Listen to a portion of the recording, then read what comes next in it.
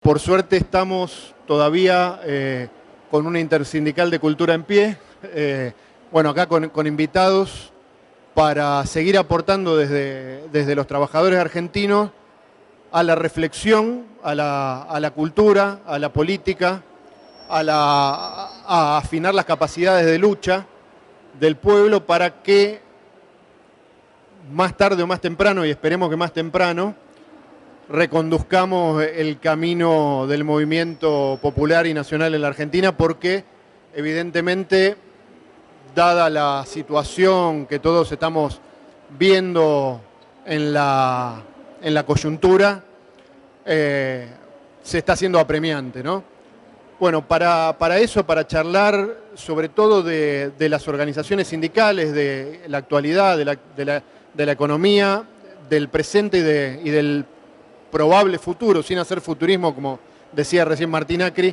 Bueno, están invitados los compañeros Rodolfo Pablo Trever, economista, militante del Encuentro Patriótico, trabajador del Banco Central, ¿no?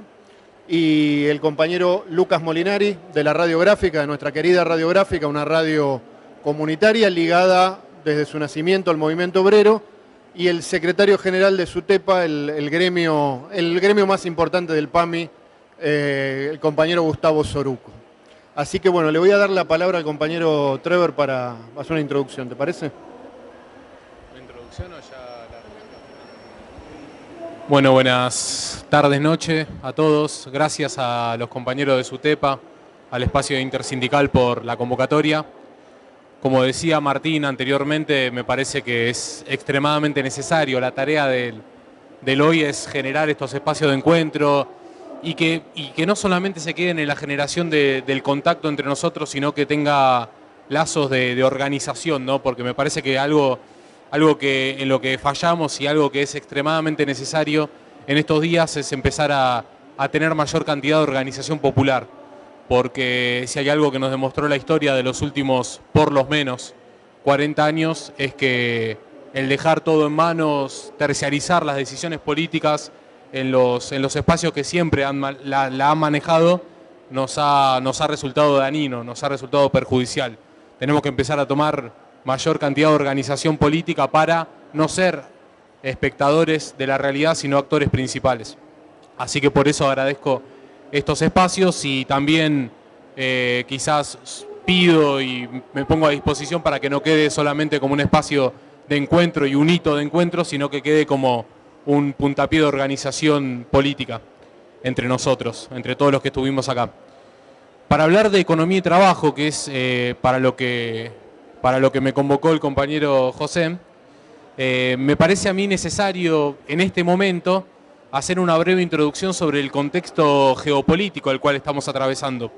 Porque no es casualidad que la Argentina hoy en día esté sufriendo una sobrecolonización por parte de las herramientas de los Estados Unidos de Norteamérica, como es el Fondo Monetario Internacional. No es casualidad que en este momento, donde está en duda, está en declive la hegemonía del dólar a nivel global, los Estados Unidos apriete más los engranajes de los países que tiene dominados históricamente, como es el caso de la Argentina, por lo menos desde 1976 a la fecha, con altibajos, con momentos mejores para la clase trabajadora, con momentos donde se administró mejor un sistema que atiende principalmente intereses extranjeros, que es el modelo de Argentina primarizada, es el modelo de Argentina exportadora, es ese canto de sirena que nos dice que la única salida permanente a nuestros problemas es exportar cada vez más, cuando en realidad la Argentina viene exportando todos los años más desde hace 42 años y no hemos tenido ningún beneficio. Exportar más terminó siendo, con los resultados a la vista, dañino para la Argentina. Y ahora vamos a entrar un poco en eso. Pero quería primero arrancar con esta introducción de que el contexto geopolítico de declive de la hegemonía norteamericana, del imperialismo norteamericano, la presencia de nuevos polos de poder a nivel global, el bloque que encabezan Rusia y China, pero que tiene un arco de relaciones económicas, comerciales, políticas y hasta de asesoramiento en defensa, que incluye Emiratos Árabes, Arabia Saudita, Irak, Irán, Pakistán y muchas otras regiones del mundo, la incorporación ahora de Brasil y de Turquía. Todo ese nuevo bloque de poder, el multipolarismo que están haciendo en el mundo, y la decadencia del imperio norteamericano hace que apriete más las clavijas, quiera llevarse más de la ganancia que se estaba llevando anteriormente de sus colonias. Y la Argentina, desde el punto de vista del modelo productivo, desde el punto de vista económico, y ni hablar desde el punto de vista del sometimiento político, donde vemos que nuestros principales dirigentes políticos abrazan a los generales del Pentágono, culpables, actores principales de los grandes asesinatos en masa de la historia argentina, actores principales de los peores momentos de nuestra historia, actores principales de la decadencia del poder adquisitivo de los trabajadores. Cuando vemos que se los recibe, se los abraza, estamos viendo una clara muestra de sometimiento político por parte de la Argentina para con los Estados Unidos. Estados Unidos, entendiendo a la Argentina como colonia, aprieta más las clavijas a través de un ancla, de una herramienta de dominación fundamental para ellos, que es la deuda externa. Una falsa deuda externa tomada que impone más condicionamientos que llevan a una mayor profundización del mismo modelo que viene rigiendo en el país desde hace tantos años, ¿sí? Porque ¿qué hace la deuda externa en la Argentina? ¿Qué hace la necesidad de los pagos de los servicios financieros? Hace que la Argentina se vea obligada a exportar más, a aumentar la liquidación de sus exportaciones, a explorar nuevas materias primas y energías, a exportar, a venderla al mundo, que eso, en otras palabras, es tratar de explotar todo lo que tengamos. Si hay que explotar la cordillera, explotala; si hay que rifar el suelo, rifalo; si hay que secar la tierra, séquenla; si hay que explotar el mar, háganlo libremente. ¿Por qué? Porque el imperio está en decadencia y la Argentina está sometida y hace todo lo que le indican desde el norte. Entonces, este aumento de la primarización de la economía, este aumento de la necesidad exportadora, tiene que ver mucho con las imposiciones del Fondo Monetario Internacional. Entonces nosotros vemos cómo estamos en un momento de alta inflación, de devaluación permanente del peso argentino en referencia al dólar norteamericano, y no es casualidad que sea en este momento. Es producto de que una de las herramientas principales, y esto lo tenemos que tener en claro, toda la militancia argentina, los trabajadores argentinos, tienen que tener en claro que cuando hay un proceso inflacionario, siempre el principal objetivo es deprimir el mercado interno para aumentar los saldos exportables. Siempre en la historia argentina, cuando hay un proceso inflacionario, es porque hay un aumento de las exportaciones en paralelo y por lo tanto un proceso de concentración y extranjerización de la riqueza. Eso ha pasado en el 89 y ha pasado en los últimos por lo menos 7 años en la Argentina, donde las exportaciones crecieron un montón, a la par de que la inflación se deprimió el consumo interno y hizo que el fideo que no te compre vos, lo compren desde otro país. O la materia prima, la energía que no consume la pyme que cerró en la Argentina, hoy en día se está exportando para una gran empresa transnacional. Eso es, en simples palabras, la profundización, la sobrecolonización que está sufriendo la Argentina, por lo menos desde enero del 2016, cuando gana Juntos por el Cambio, hasta el día de hoy, que hubo una continuidad, tanto del gobierno de Juntos por el Cambio como del Frente de Todos, de este modelo de sometimiento y sobrecolonización de la Argentina. Eso para explicar un poco el panorama actual, ¿no? Y después, para entender un poco más el contexto económico, productivo que genera toda esta consecuencia, tenemos que mencionar que la Argentina hasta 1976, marcando como hito la dictadura cívico-militar, contaba con una economía que era una economía que estaba dominada por el Estado, que ocupaba los sectores estratégicos de la misma, que desde la planificación económica del Estado se impulsaba y se promovía al empresariado privado en el país, y era una Argentina que priorizaba la industria nacional y exportaba los saldos excedentes. O sea, el saldo exportable era aquello que le sobraba al país, y todo lo que se vendía afuera era para hacerse dólares, para comprar maquinaria y hacer crecer la industria. Esa, perdón por la simplificación, pero si no, no va a hablar Lucas, pero en pocas palabras es el modelo que gobernaba en la Argentina hasta el 76. ¿Qué pasa cuando los Estados Unidos ingresan a través de sangre y fuego? No ganaron ningún debate político, sino que mataron a nuestros compañeros y compañeras que eran la conducción política en las fábricas, en la calle de aquel momento, y que tenían que ser la conducción política de los años venideros. Se cambia el modelo productivo de la Argentina a un modelo de economía primarizada. La Argentina el Estado sale del rol de planificador y de ocupar los sectores estratégicos de la economía, eso lo relega al capital transnacional, a capital privado y transnacional, y la Argentina se transforma en una economía dedicada a vender materias primas, y paulatinamente fue cerrando fábricas, fue entrando a la globalización como un proveedor de materias primas y un comprador serial de productos importados manufacturados. La Argentina, dejando de lado la planificación que protegía al mercado interno, que tenía políticas claras en defensa de la industria nacional, entró al mercado de la competencia, al liberalismo. El liberalismo que ahora lo promueven algunos chantas como algo nuevo, pero el liberalismo está gobernando la Argentina desde el 76. Lo que nos están proponiendo es seguir por el mismo camino, nada más. Esto viene pasando del 76, donde la Argentina liberó su comercio exterior, privatizó todo lo que tenía para privatizar y entramos al mercado global como proveedor de materias primas y así cerraron todas las empresas y las fábricas del país. Y empezamos con este canto de sirena absurdo que hoy siguen repitiendo tanto Larreta, Macri, Milei, Bullrich, Massa como Cristina y Guado de Pedro. Todos en la dirigencia política nacional nos dicen que la Argentina tiene que exportar más. Le voy a dar un dato para que vean lo absurdo que es esa lógica y lo engañosa y cínica que es, que en el año 76 la Argentina exportaba 6.000 millones de dólares al mundo. 6.000 millones de dólares nada más. Y sin embargo, en ese momento, el 80% de la población económicamente activa, la población económicamente activa es aquella población que está en condiciones de edad y de salud de trabajar, estaba trabajando de manera formal con un salario mínimo vital y móvil asegurado y estaba todo ese salario mínimo vital y móvil por encima de la pobreza. 46 años después, la Argentina exporta al mundo 88.500 millones de dólares al año. Las exportaciones crecieron en dólares un 1.400%.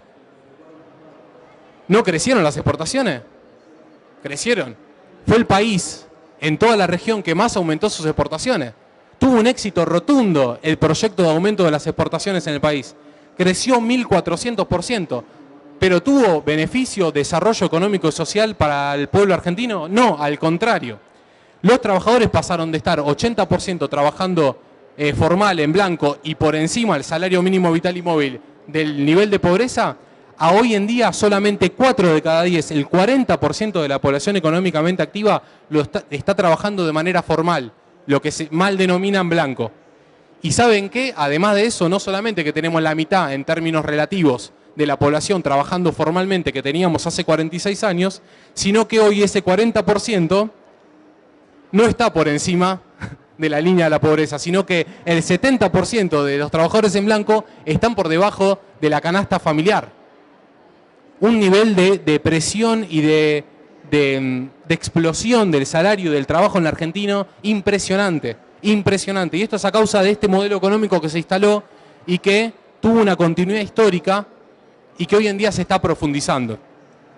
Entonces, la conclusión es que ese modelo económico el cual hoy se profundiza en esto que inicialmente mencionaba como la sobrecolonización de la Argentina, es lo que nosotros tenemos que dar vuelta, es lo que nosotros tenemos que debatir en cada mesa, es lo que nosotros tenemos que llevar como punta de lanza hacia la construcción de un nuevo espacio político, cuando se habla de no votar candidatos y votar proyectos, lo que tiene que tener muy claro, para mí, por lo menos en mi opinión, como puntapié inicial para poner dentro de un programa de gobierno al cual acompañar, y digo no solamente el cual acompañar, sino como decía al principio, ser parte de eso, es poner sobre la mesa estas cuestiones. ¿Vamos a volver a recuperar la planificación de la economía nacional o vamos a seguir estando alineados a un proyecto, modelo económico productivo que atiende intereses extranjeros? ¿Vamos a seguir dejando que el mercado diga quién trabaja en la Argentina, quién no trabaja, cuánto vale el poder adquisitivo del salario, o lo vamos a determinar nosotros a través de una planificación y protección del mercado interno, de un proyecto de industrialización? Todas esas cosas son las que tenemos que poner sobre la mesa. No basta con que nos guste más una persona o que nos guste menos una persona, o confiar o poner mayor o menor expectativa en tal o cual candidato. Tenemos que empezar a decir, bueno, estas decisiones son las que hay que tomar. ¿Cuáles son los sectores estratégicos de la economía desde los cuales se puede dar un cambio de modelo económico y productivo. El comercio exterior es uno, por ejemplo. Hoy el comercio exterior está en manos de 5 empresas transnacionales que manejan el 70% de todo lo que entra y sale del país. Son 5 empresas que 3 de ellas son de capitales norteamericanos, una china y la otra francesa. Esas empresas son las que compran toda la producción local. Por lo tanto, como son las monopolizadoras de la producción local, son las que deciden qué se produce en el suelo argentino. Son las que le dicen al productor argentino que tiene que sembrar con la semilla transgénica, que tiene que destruir nuestra tierra, que tiene que generar sequías, que tiene que generar inundaciones, y son a su vez las mismas que hacen las relaciones comerciales en el mundo. No la hace la República Argentina, sino que la hace esas 5 empresas transnacionales, por lo cual, ante cualquier venta al extranjero como contrapartida, porque las relaciones comerciales en el mundo no son como en el kiosco, que vos vas y comprás un paquete de cigarrillos, un paquete de golosinas o un alfajor, y vos le das la plata y te da el producto. No, las relaciones comerciales en el mundo son ida y vuelta. Yo te vendo soja y vos me vendés otra cosa, porque los dólares, las divisas, no son indeterminadas. Todos los países del mundo, cuando compran algo, venden otra cosa. Son relaciones de intercambio que tienen moneda en el medio, pero son relaciones de intercambio al fin. Por lo tanto, la Argentina, cuando vende materia prima y energía al mundo, compra todo el tiempo productos manufacturados, compra autopartes, compra tupper plásticos, compra shampoo, compra productos de ferretería, compra cosas que son de fácil realización local, pero que vienen a competir y a matar a la industria nacional porque estamos enjaulados y sometidos a ese modelo económico productivo del cual tenemos que salir. Entonces lo que terminamos haciendo es vendiendo materia prima que no tiene alta cantidad de trabajo implicado y comprando desempleo. Lo que compramos al mundo anualmente, que son 70.000 millones de dólares de productos importados, es comprar desempleo, es comprar pobreza, es comprar desigualdad, es comprar conflictividad social ascendente, es comprar muertes de pibes, de viejos en la calle, en los sectores más ricos de nuestra patria grande. Es que en la ciudad más rica del país tengamos acá en la puerta un montón de gente revolviendo la basura. Eso es lo que compramos cuando estamos alineados a este modelo económico productivo. Por lo tanto, lo que tenemos que poner siempre sobre la mesa es: vamos a recuperar los sectores estratégicos de la economía, recuperemos el comercio exterior, recuperemos una flota mercante, que la Argentina supo ser la 5ª flota mercante más grande del mundo para los años 70, y después de todo este proceso no tenemos un solo buque de bandera nacional que maneje, que entre y que sale del país. Recuperemos la administración de las finanzas. Hoy en día el 66% de la plata que existe en la Argentina la manejan un grupo de bancos privados y extranjeros, el cual hace que no haya crédito para la producción, que no haya crédito para la vivienda, que no haya crédito para nada. Entonces tenemos que volver a recuperar esos sectores estratégicos, la banca, el comercio exterior, la planificación industrial. Esas son las cosas que nosotros tenemos que poner sobre la mesa, y lo tenemos que hacer nosotros. Lo tienen que hacer los trabajadores porque son los principales afectados, y lo tenemos que hacer porque en este sendero de decadencia se nos va la patria. Se nos va la patria. Cada vez tenemos más anclada la dependencia al extranjero en nuestra tierra, cada vez perdemos más cantidad de territorios, cada vez perdemos más cantidad de posibilidades de reconstruirnos como nación soberana, independiente y justa. Bueno, muchas gracias. Perdón por la atención. No, está muy bien, muy claro. Te agradezco por la introducción. Pensaba cuando hacías la introducción que muchas de estas cosas que hay que recuperar, y para pasarle a Lucas el micrófono, muchas de esas cosas que hay que recuperar han sido planteadas históricamente muchas veces, como ya se dijo en la charla anterior, por esbozos de programas del movimiento obrero. Quería preguntarte, bueno, acerca de eso y acerca de...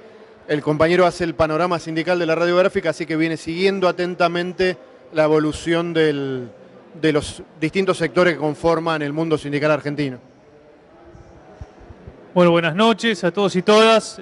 Primero, el agradecimiento a este espacio, que el año pasado presentamos un libro, A dónde vamos los trabajadores, así que bueno, esperemos que pueda estar también ahí para la venta, y que tiene esa pregunta que creo que hace también a este espacio de la cultura y de los sindicatos, que permanentemente hacen actividades, pero que no estaban en la Feria del Libro, así que qué bueno que ya están cada vez más lindo de Radar de los Trabajadores, porque hace también estas actividades que quizás no están convocadas en otros espacios. Es cierto, recién veía el libro de la CGT de los argentinos. Si uno va un poquito más para atrás en la historia, va a encontrar que desde los sindicatos, desde los laburantes, planteábamos esto que decía Rodo. Che, ¿cómo puede ser que vivimos en un país tan rico? Hay una metáfora que usaba un pensador nacional que decía: la Argentina es un país donde llueve la riqueza pero está techado, donde el peronismo había logrado hacerle un agujero, pero rápidamente después con el golpe militar del 55 lo volvieron a techar.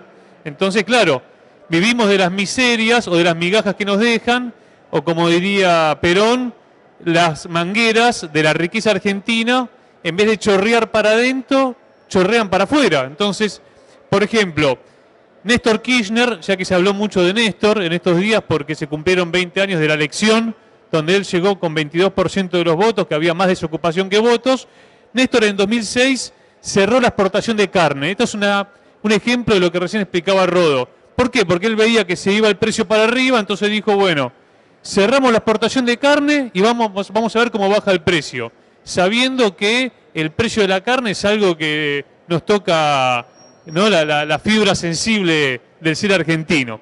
Bueno, hay medidas muy concretas como para decir cómo defender el interés nacional y cómo eso implica confrontar con el interés extranjero. Esto lo vimos en el año 2008, cuando se discutió la 125, donde, ¿qué se discutía en ese momento? Que la retención por las exportaciones pueda subir cuando el precio internacional subía. En ese momento hubo un golpe de Estado en marcha y se delineó claramente dónde estaba el bloque nacional, dónde estaban los que queríamos realmente una patria justa, libre y soberana, con matices, y dónde estaba el bloque antinacional. Bueno, eso hoy está un poco diluido porque, bueno, acuerdo con lo que recién decía Rodo, que vos ves dirigentes políticos de el Frente de Todos y de Juntos por el Cambio planteando esquemas parecidos, que tiene que ver esto de hay que exportar, exportar, exportar, y uno dice, che, bueno, sí, pero entonces, ¿qué queda para nosotros? ¿Cuál es el esquema nacional popular?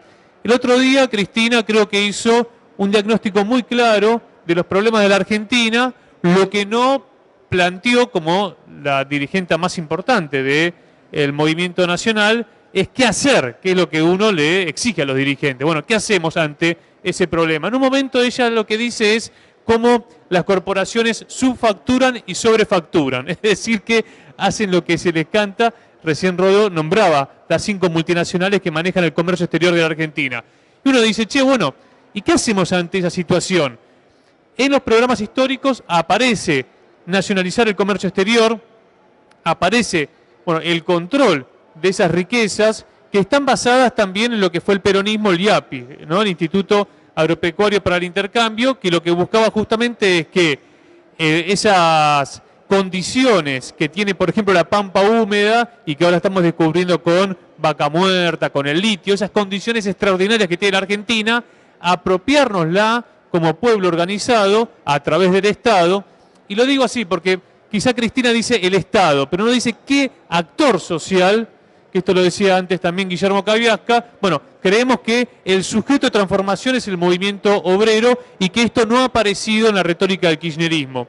¿Por qué? Porque, bueno, el kirchnerismo ha planteado que hay una suerte de vanguardia del Estado, una vanguardia de funcionarios que son los que van a dirigir un proceso de transformación, y lo que hemos visto es que en el propio kirchnerismo esto ha tenido un límite muy claro. Por ejemplo, en lo que fueron los patios militantes, en lo que fue la construcción de agrupaciones que excluyeron a la CGT, que excluyeron a la CTA y que excluyeron, bueno, justamente a las organizaciones libres del pueblo, que es una concepción peronista que lo que plantea es que esas organizaciones libres del pueblo no son organizaciones que van a decir todo que sí a la dirigencia del Estado, sino que van a interpelar, que va a haber una relación dialéctica que después, bueno, en otro proceso como el boliviano lo planteó, creo, muy bien Álvaro García Linera, que él decía, bueno, una relación muy rica, ¿no?, de un ida y vuelta entre los movimientos sociales y, en este caso, bueno, un proceso de transformación. Creo que Chávez lo construyó también en Venezuela, por eso el proceso de Venezuela tiene todavía una permanencia, ¿no?, con sus fuerzas bolivarianas, que son las Fuerzas Armadas que están defendiendo la democracia, también con problemas, pero son procesos que creo que han enseñado mucho, y cada proceso en América Latina creo que tiene sus idas y vueltas, pero que el proceso uno entiende que está abierto. Recién Paulo Pereira, que está acá con nosotros, que es un compañero referente del Partido de los Trabajadores de Brasil aquí en la Argentina, me preguntaba, bueno, ¿cómo la ves para este año? Y yo le decía, y la veo complicada, porque vemos que hay un proceso inflacionario que bien explicó Cristina, que está atado al Fondo Monetario. Lo que dijo Cristina es, bueno, el acuerdo con el fondo es inflacionario. Bueno, entonces, ¿qué hacemos? Ella lo que dijo es que hay que rediscutirlo. Lo que sumó quizá el jueves pasado es que la propuesta sea que lo que le pagamos al FMI sea de acuerdo a los superávits comerciales. Ahora, lo cierto es que el que va a negociar después es Massa, y Massa lo que está negociando hoy es ajuste. Es decir, la semana que viene Massa va a ir, y ahora voy a ir con el acto de la CGT, en Defensores de Belgrano.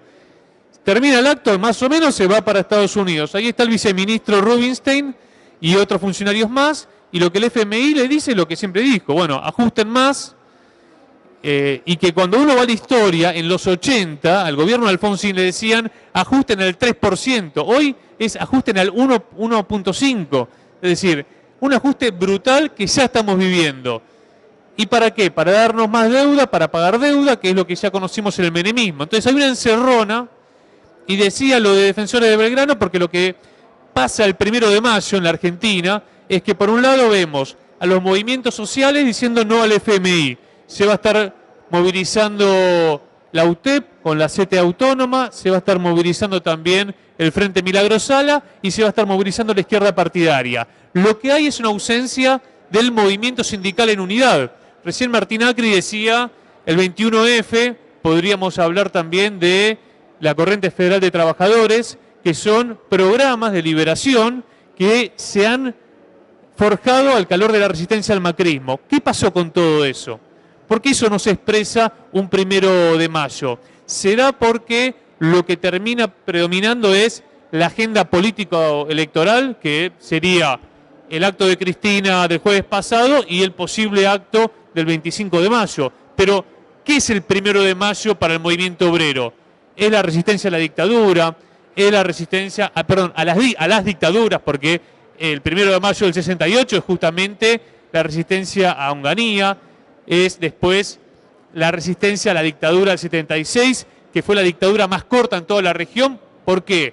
Porque hubo un movimiento sindical que resistió por lo bajo y que después llevó el Paz, Pan y Trabajo justamente en abril del año 79, y después nutrió a lo que serían los 26 puntos de Ubaldini de los 80, que tenía como primer punto no pagar la deuda externa, que era también un planteo que hacía Fidel Castro desde Cuba, y que Alfonsín, podemos decir que coqueteó con ese planteo, pero bueno, ya sabemos cómo terminó eso. ¿Qué va a pasar con este gobierno? Que es la pregunta que me hacía Paulo, y la verdad no sabemos, porque estas 5 empresas exportadoras han hecho la corrida, y lo que están haciendo es poniéndonos a la mayoría la soga al cuello, que no llegamos a fin de mes, que vivimos en pesos. Y un sector del movimiento sindical muy reducido que paga ganancias, que es lo único que Massa puede ofrecer si va a estar el 2 de mayo, el martes, que ya hacer un acto el 2 de mayo es toda una cuestión muy simbólica, ¿no? Ahora, lo único que puede ofrecer Massa es lo que ha generado, que uno está de acuerdo, porque en realidad el salario no es ganancia. Ahora, cada vez el sector que discutió ganancias es más chico, hoy son 600.000. Entonces lo que tenés es una mayoría que está por debajo de la canasta básica y un gobierno que hacía campaña con llenar la ladera, con el asado los domingos, que uno no va a dejar de decir que hubo cosas acertadas de este gobierno, porque no lo podemos comparar a imagen y semejanza del macrismo, pero lo central, que es la economía, que es la economía doméstica de las y los trabajadores, bueno, sabemos que ha empeorado. ¿Por qué? Porque justamente lo que recién describía Rodolfo, que es este modelo exportador, financiero y primarizado, se ha profundizado. porque el préstamo del FMI no fue para que Macri gane una elección, sino fue para que la Argentina tenga un cepo a su verdadero crecimiento. Entonces, para sacarnos el cepo de encima, hay que hacer lo que hizo Néstor Kirchner. Hay que sacarse al FMI. ¿Hay posibilidad? Y sí. Lula da Silva, por ejemplo, ahora a fin de mayo, va a convocar a la UNASUR. Lula da Silva fue a China y dijo, yo me pregunto, ¿por qué? O diría, ¿por qué carajo comerciamos en dólares cuando podemos negociar con nuestra moneda nacional?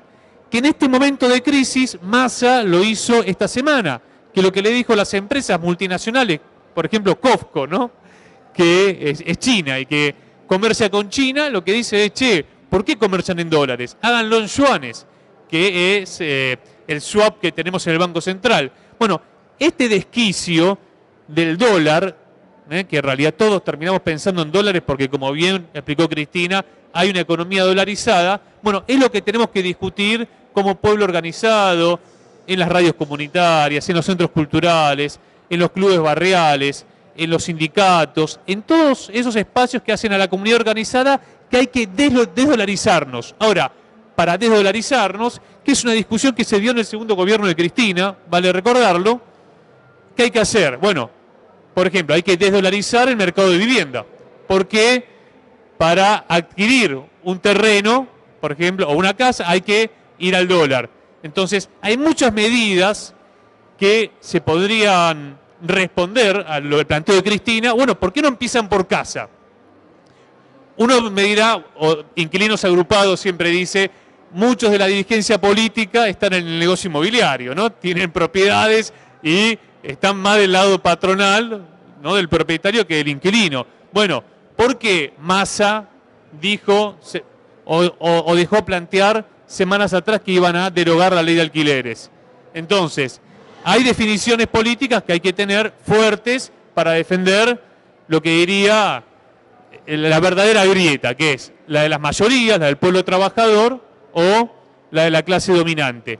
Hoy creo que hay una crisis de representación, somos nosotros generacionalmente hijos e hijas del 2001, en ese momento en el que se vayan todos. Hoy creo que hay un pueblo más politizado porque el kirchnerismo demostró que podemos vivir mejor, pero lo que tuvo el kirchnerismo como límites es que le decía a la gente, consuman, consuman, consuman, y después al laburante que pagaba impuesto a las ganancias le decía, ah, no, vos tenés que pagar, y la multinacional no pagaba ganancia. Entonces, ¿qué pasó con ese laburante? Votó al macrismo. Yo me cansé de hacer coberturas como radiográfica en el 2016 y 2017 de laburantes en empresas químicas, en empresas de alimentación, que en sus fábricas habían votado a Macri, que lo estaban rajando. Y ellos me decían, Luca, hace un año discutíamos el impuesto a la ganancia y hoy estamos discutiendo el empleo, ¿no? El despido. Bueno, esto es lo que nos puede pasar en poco tiempo, porque ante la indefinición y el fracaso del Frente de Todos, que el fracaso es elocuente, porque su propia dirección no se junta a hablar. En internas de Palacio que a nosotros nos tienen que importar un carajo, porque si Cristina lo eligió Alberto, que se siente y que resuelvan este brete en el que estamos, porque ante cada disputa de Palacio o jugarreta de Palacio, ¿qué hacen las corporaciones? Aprovechan y hacen la corrida que están haciendo en estos momentos y que, insisto, nos tienen con la soga al cuello. Y para eso hace falta, creo yo, un movimiento sindical que tenga posición política, pero que tenga autonomía, que es lo que siempre marcó el sindicalismo revolucionario, porque si no pareciera que la dirigencia política profesional lo que hace es marcarle la agenda al sindicalismo. Y yo creo que es al contrario. Sin movimiento obrero no hay proyecto nacional, es una vieja consigna que planteábamos cuando en el gobierno de Cristina se rompió relación con la CGT, y si sin movimiento obrero hay proyecto nacional es porque en SUTEPA, en las 70.000 delegados y delegadas sindicales hay mucha política y hay mucha propuesta y hay mucho de el saber hacer. Eso tiene que imprimir a una nueva política y a un nuevo Estado que hay que construir, porque este es el Estado que que se ha derivado de la dictadura. Y cierro con esto. Se intervino Edesur. Muchos que somos de zona sur decíamos, che, qué bueno que se intervenga Edesur, porque la verdad que hay quienes estuvimos 10 días sin luz. Bueno, el sindicato que viene planteando la intervención y la estatización de DESUR, que es APSE, que reúne al personal jerárquico de empresas de energía, no fue convocado para la intervención. Que lo lleva adelante un muy buen político como Ferraresi. Ahora, no alcanza con buenos políticos. Lo que alcanza es que convoquen a participar y a ser parte y a tomar decisiones a quienes saben de la materia, quienes están en las empresas, en este caso de DESUR. ¿Qué pasó de lo que conocemos de DESUR? Se publicó un plan de obras. ¿Quién va a poner la plata? El Estado. Entonces, volvemos siempre sobre lo mismo. Los que se llevaron la plata fuera del país, que es Enel, la italiana que conduce DESUR, no tiene ningún costo. Y la plata la pone el Estado. Mientras tanto, los usuarios que no reclamaron tienen que pagar la tarifa sin los descuentos que corresponden. Entonces, hay un problema que tiene que ver con las privatizadas, desde DESUR hasta el puerto de Rosario y San Lorenzo, que son las multinacionales que simplemente hacen una declaración jurada y sacan todas las riquezas del país. Ese esquema de Estado neoliberal que generó el menemismo es lo que tenemos que transformar, y creemos humildemente que el movimiento sindical argentino tiene mucho para decir y que a veces sus conducciones quedan atrapadas en la lógica coyuntural. Quizá porque, entiendo, dirigentes dicen, bueno, apoyemos a Massa porque no hay otra cosa, quizá porque será el bendecido de Cristina, veremos, eso va a ser futurismo, pero bueno, ¿con qué programa? Cristina decía el otro día, hay que armar un programa. Bueno, ¿con quiénes? Creo que son los debates que se vienen por delante. Muchas gracias. Bueno, muchas gracias, Lucas. Me dejaste bien parado para darle la palabra al compañero secretario general, porque me parece que la dinámica vanguardia política y participación de los trabajadores es como el eje que viene vertebrando la lucha de SUTEPA en el PAMI. Bueno, ahora le voy a dejar el peso de la explicación de lo que estoy diciendo al secretario general. Bueno, gracias. Buenas noches a todos y a todas. Quiero primero agradecer a los compañeros, ¿no? A Lucas, a Rodolfo, que de forma brillante nos han vertido conceptos. Igualmente a los compañeros que los precedieron también nos han brindado una mirada y un panorama amplísimo. Y también a la intersindical de Radar, ¿no? que viene sosteniendo este espacio, justamente como decían los compañeros, en este lugar tan emblemático. Por mi parte me resta agradecerles y saludarlos y nos vamos porque me parece que han dicho todo lo que todos pensamos, ¿no? Creo que hay una correlación de pensamiento y una coincidencia casi calcada. No obstante, yo había tomado 2 o 3 consideraciones porque, quiero decirlo, con exposiciones tan solventes, digo, ¿cómo voy a ir a la coyuntura de nuestro gremio, de nuestros trabajadores y de nuestro PAMI, ¿no? Así que, bueno, me dediqué a tomar algunos conceptos de los compañeros y pensaba cuando hablaban en qué momento pasamos del vamos por todo a vienen por nosotros, ¿no? Digo, creo que no sé en qué momento se produce este clic y lo que vemos que se cierne en el horizonte, en función de lo que contaron los compañeros y lo que explicaron, digamos, un fracaso, digo, y hay que decirlo, por lo menos desde las expectativas que teníamos del actual gobierno, se nos ciernen proyectos realmente tenebrosos, ¿no? Entonces, creo que en ese proyecto la legislación laboral que supimos construir, defender, está perfectamente en la mira para ser derogada, aplastada, cambiada. Siempre tenía un profesor en la facultad que decía, no quieren pagar indemnizaciones. El capital no quiere pagar indemnizaciones, no quiere compartir la riqueza porque sabe que fortalece a los trabajadores, no quiere las organizaciones sociales, el capital no quiere compartir con nadie. Y entonces vienen por eso.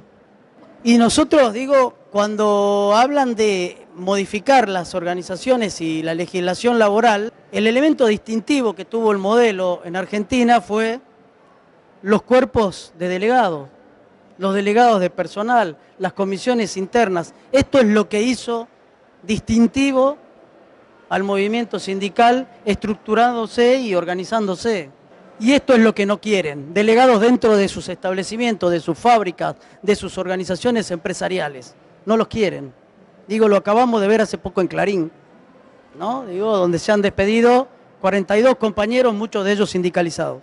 Y pensaba, digo, los motivos, digo, han sido claramente expresados por los compañeros. Ahora, también debemos agregarle un eje central. ¿Por qué no hemos usado las herramientas del campo nacional y popular? ¿Por qué no hemos, digo, el compañero Cabiasca dijo, en otras crisis, en otros momentos de tensión, los poderes fácticos, económicos avanzaron, siempre hubo organización, un movimiento obrero organizado, brindando un programa nacional alternativo a eso.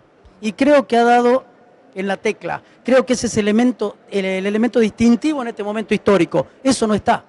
Digo, si hay algo que caracteriza a este momento es la ausencia del movimiento sindical organizado en todas sus expresiones, Digo, en todas sus expresiones. Acá el compañero dijo, nos está comiendo un poco, ¿no?, la coyuntura electoral. Digo, ¿qué pasa? Es más importante hoy la elección que poder ponernos por encima para imponer o por lo menos reclamar y militar un proyecto más amplio que el que nos pueda ofrecer un gobierno o un individuo que de todas formas, digo, ¿no?, empezó siendo un gobierno progresista, popular, inclusivo, y termina siendo un gobierno de derecha y un poco más, ¿no? Digo, en función del ajuste que acepta de la imposición del Fondo Monetario. Ahora, yo creo que siempre hubo resistencia. Miren, en los 90, en el PAMI, hubo resistencia, y hubo resistencia desde los trabajadores, ¿no? Fue una de las pocas veces, como dijo también el compañero, en donde también las dirigencias fueron rebasadas y la gente, los trabajadores salieron y defendieron al PAMI en ese momento de las garras del neoliberalismo. Digo, acá veo una compañera de esa época. Nos vestimos de negro y salimos y volteamos ese proyecto privatizador que traía el neoliberalismo. Y el PAMI subsistió. Y fueron rebasados. Es decir, siempre hubo resistencia y también hubo resistencia durante el macrismo, que fue la siguiente expresión de reforzamiento de los procesos neoliberales. También hicimos resistencias. Pero ahora llegamos y empezamos a andar, digo, vamos a sacar los años de pandemia, y nos parecía que muchas de esas herramientas nos habían quedado, ¿no?, quedaron como adormecidas, como dormidas. Y acá el compañero habló de algo que nosotros consideramos que son las vanguardias de funcionarios, ¿no? Y también vuelve a dar en la tecla. Creo que nosotros, el PAMI hoy está en manos de esas vanguardias de funcionarios, que han logrado cosas que el neoliberalismo duro y crudo no lo habían logrado. Y entonces lo estamos padeciendo. Miren, hace poquito vimos a uno de esos funcionarios, digo, director ejecutiva del PAMI, concediéndole a la industria farmacéutica, ¿no?, reitero, a la industria farmacéutica, un acuerdo para pagarle los medicamentos a valor INDEC y en forma mensual, ¿no? ¿Se entiende lo que estoy diciendo? Digo, el mayor comprador en el mercado de medicamentos es el PAMI, el mayor peso.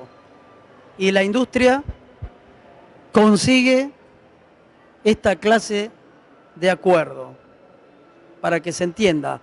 No sé si el presupuesto de PAMI va a aguantar esta clase de convenio, porque se sigue financiando la enfermedad, ¿no? Y cuando nosotros pensamos que este gobierno venía justamente a cambiar una lógica, que era empezar a financiar la salud, los programas preventivos, los programas sociopreventivos, sociales, que tiene el PAMI, no fue así. Pero también, digo, tomaba como analizando un poco la coyuntura que nos toca, ¿no? Yo creo que esta lucha, esta resistencia se da en todos los campos. Los compañeros hablaron del campo económico y social, pero también se da notablemente, fíjense qué notorio, en el campo cultural.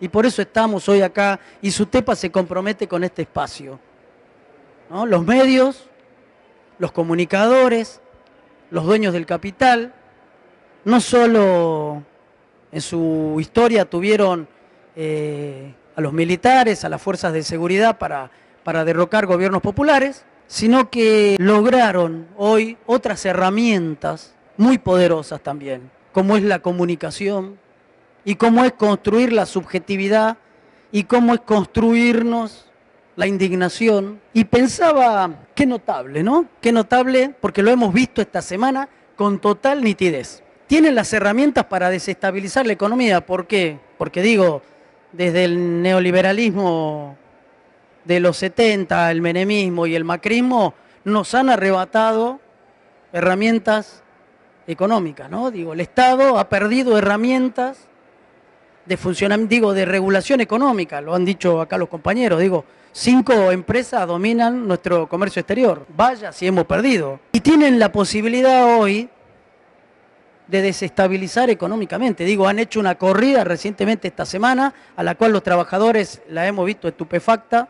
Ahora, no hemos visto la movilización y digo, apenas un tenue reclamo que hizo la CGT. Y entonces nos desestabilizan la economía, nos construyen la indignación y nos ponen el candidato. Muchachos y muchachas, nos colocaron un candidato, un rockstar, obviamente en el extremo, y después nos ponen un moderado, que es el que pretenden ellos que sea el que emerja de esta contienda electoral que viene, ¿no? Digo, qué notorio este proceso y de qué lugar nos tenemos que parar nosotros para poder explicarle a nuestros compañeros que muchas de las cosas que nos ocurren están basadas en esta lógica que hoy nos imponen. También no debemos ser ingenuos, digo, estas lógicas que nos impusieron, digo, sobre todo resabios de gobiernos conservadores y todas estas herramientas con las cuales cuenta los sectores concentrados, también nos han dado partidos que en su seno, en cierta forma, tienen esta lógica de funcionamiento. No podemos ser ajenos a esto. Nosotros en el PAMI vemos muchos resabios de esa lógica de funcionamiento conservadora. Digo, hoy los trabajadores, al igual que en el resto del país, los trabajadores del PAMI, lo escuchaba al compañero respecto de Edenor, que no fueron convocados, el PAMI en estos 4 años nunca ha convocado a los trabajadores calificados, a los trabajadores, digo, acá tengo una de las compañeras que ha sido un emblema, que ha sido formadora de programas. No hemos sido convocados, no somos escuchados y estamos fuera de la agenda de una gestión que emerge del campo nacional y popular. No ha sido. Y entonces me parece que a partir de ahí tenemos que repensar hacia el futuro, porque si nosotros no recuperamos la centralidad de los trabajadores y sus organizaciones, si no nos articulamos, no vamos a recuperar la democracia como la democracia la entendemos nosotros, libre, justa y soberana. No la vamos a recuperar. Y entonces vamos a vivir de gobierno en gobierno, digamos, de gobiernos en transición permanente, ¿no? Yo pensaba, bueno, cuando vino el actual gobierno, pensaba en cierta transición hacia la consolidación del rescate de nuestras herramientas económicas, de nuestra soberanía y sobre todo de nuestra cultura popular. No ha pasado. Entonces, lo que viene puede ser otra transición y es una forma de intervenir, me parece, que tienen los poderes concentrados y obviamente la embajada, ¿no? Sostener gobiernos en transición permanente, débiles, generarles caos social, caos económico, corridas. Entonces no podemos consolidar un modelo de recuperación nacional y popular. Y el PAMI no escapa a este funcionamiento. El PAMI ha achicado programas, digo, tengo que decirlo, digo, programas sociales. El PAMI siempre ha tenido, para los compañeros que no forman parte, siempre ha tenido programas sociales y médicos, porque ha sido un modelo con el cual se fundó, que tiene que ver con contextualizar a las personas mayores, ¿no? Que no es la misma que un joven, ¿no? Las personas mayores, por ejemplo, tienen aislamiento, probablemente muchos de sus familiares hayan fallecido, hoy la vida se ha alargado muchísimo, entonces tenemos adultos mayores de más de 100 años, cuyos cónyuges, cuyos hermanos, cuyos hijos han fallecido. Entonces, la soledad, por ejemplo, es prácticamente endémica, ¿no? En las personas mayores. Y eso es un contexto social que tenemos que atender para darle salud. Se han abandonado definitivamente los programas de prevención, no están, digo, se les ha echado la culpa a la pandemia, pero hoy no hay atisbo de que eso se recupere. Y sobre todo lo que decía, se ha seguido financiando fuertemente la enfermedad, dejándose de lado el poder financiar los programas de atención primaria, por ejemplo, los programas de prevención de la salud, los programas de cuidadores que tan necesarios son para las personas mayores. Y los trabajadores, hoy estamos reclamando fuertemente, casi terminando este gobierno, que exista una agenda de los trabajadores, la cual es negada, porque la agenda de los trabajadores implica incluir el modelo sociosanitario de PAMI, las prestaciones de PAMI. Y eso es importante, porque tiene que ver con que el PAMI emerge del mundo del trabajo, ¿no? Ustedes saben que el PAMI, sus dueños son los trabajadores activos y los pasivos. Es decir, es una institución del mundo del trabajo, de la seguridad social. Y en consecuencia, cuando nosotros decimos agenda de los trabajadores, queremos poner el modelo prestacional de PAMI en el centro, ¿no? Y esta vanguardia de funcionarios, como bien dijo el compañero, no está dispuesta a discutir esto con los trabajadores, o por lo menos con una gran parte de los trabajadores que integramos esta organización. Por ahí con otras más vinculadas a la salud, hay más coincidencias entre ellos, no con esta, porque nosotros creemos que el PAMI debe continuar siendo la obra social de las personas mayores y que tiene que tener prestaciones médicas y sociales, integrales, universales, equitativas, y darle a cada jubilado lo que requiere dentro de su proceso de salud. Así que yo quiero agradecer a todos la participación, quiero agradecer a los compañeros que han expuesto antes con total brillantez y convocarlos a dar este debate, como siempre digo y como dijeron los compañeros. En todos los ámbitos tenemos que dar este debate, porque lo que viene, más allá de que puede ser mucho peor, sabemos que podemos generar, articulados, organizados, una resistencia mucho mejor, compañeras y compañeros. Igualmente creo que ha sido una fructífera charla, creo que han quedado algunos conceptos más que interesantes. Espero que podamos seguirlo trabajando. Ahora estamos en algún momento muy cerca, busco muy cerca de inaugurar la sede, la nueva sede de SUTEPA, así que estarán invitados tanto los compañeros que estuvieron antes como ustedes. Muchísimas gracias al secretario general, muchísimas gracias a todos por venir.